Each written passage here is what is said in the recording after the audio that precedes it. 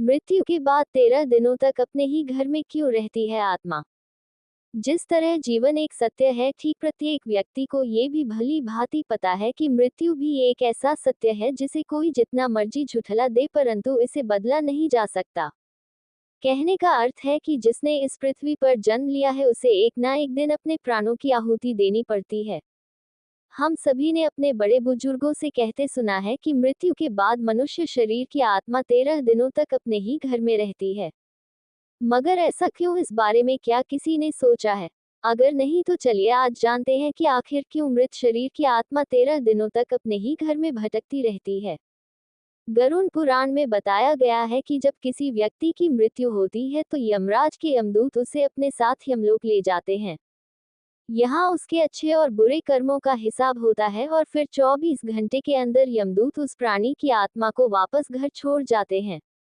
यमदूत के द्वारा आत्मा को वापस छोड़ जाने के बाद मृतक की आत्मा अपने परिजनों के बीच भटकती रहती है और अपने परिजनों को पुकारती रहती है, लेकिन उसकी आवाज को कोई नहीं सुन पाता। ये देखकर मृत व्यक्ति की आत्मा बेचैन हो जाती है और जोर जोर से चिल्लाने लगती है। इसके बाद आत्मा अपने शरीर के अंदर प्रवेश करने की कोशिश करती है, लेकिन यमदूत के पास बंदिश होने के कारण वह आत्मा मृत शरीर में प्रवेश नहीं कर पाती। गरुड़ पुराण की माने तो जब यमदूत आत्मा को उसके परिजनों के पास छोड़ जाते हैं तो उस समय उस आत्मा में इतना बल नहीं होता कि वह यमलोक की यात्रा तय कर पाए। गरुड़ पुराण के अनुसार किसी भी मनुष्य की मृत्यु के बाद जो 10 दिनों तक किया जाता है उससे मृतक आत्मा के विभिन्न अंगों की रचना होती है और जो 11वें और 12वें दिन पिंड दान किया जाता है उससे मृतक आत्मा रूपी शरीर का मांस और त्वचा का निर्माण होता है और जब 13वें दिन 13वीं की जाती है तो उस दिन मृतक के नाम का पिंड दान किया जाता है। उसी से ही वह आत्मा यमलोक तक की यात्रा तय करती है।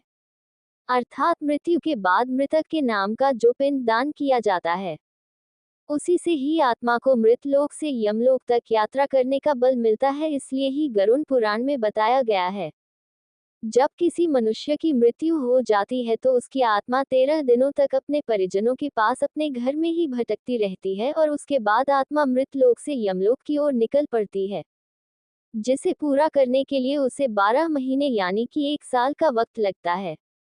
इतना ही नहीं, मान्यता के अनुसार 13 दिनों तक मृतक के नाम का किया गया पिंडदान उसके 1 वर्ष के भोजन के समान होता है। पिंडदान न किया जाए तो क्या होगा? अगर किसी मृत व्यक्ति के नाम का पिंडदान नहीं किया गया तो क्या होता है, तो आपको बता दें कि इसका भी वर्णन गरुड़ पुराण में किया गया है। जी हाँ, जिस मृतक व्यक्ति का पिंडदान नहीं किया जाता, यमदूत उस आत्मा को 13वें दिन जबरदस्ती घसीटते हुए यमलोक की ओर ले जाते हैं और मृतक व्यक्ति की आत्मा को इस दौरान काफी कष्ट उठाना पड़ता है। इसलिए हिंदू धर्म में मनुष्य की मृत्यु के बाद 13 दिनों तक पिंडदान करना आवश्यक माना गया है। इसके अलावा आपको बता दें कि 13वें दिन परिजनों के द्वारा मृतक व्यक्ति के नाम का जो भोज करवाया जाता है, अगर वह कर्ज लेकर किया जाए तो मृत व्यक्ति की आत्मा को शांति नहीं मिलती।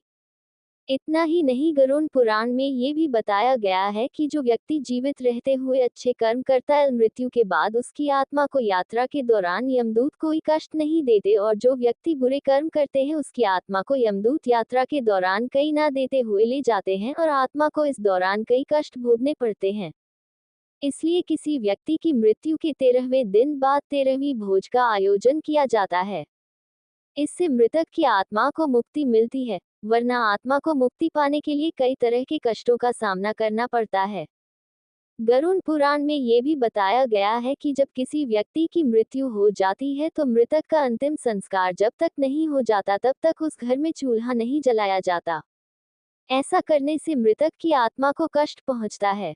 माना जाता है कि भोजन का ग्रहण प्रसन्नचित्त होकर करना चाहिए, लेकिन घर में अगर किसी व्यक्ति की मृत्यु हो गई है तो ऐसे में उस घर के माहौल में प्रसन्नचित्त कैसे रहा जा सकता है। अगर घर में कोई व्यक्ति भोजन करता है तो मृत आत्मा को बहुत कष्ट पहुंचता है। इसी वजह से गरुड़ पुराण में बताया गया है कि मृतक का जब तक दाह संस्कार नहीं हो जाता तब तक उस घर में भोजन करना निषेध माना गया है।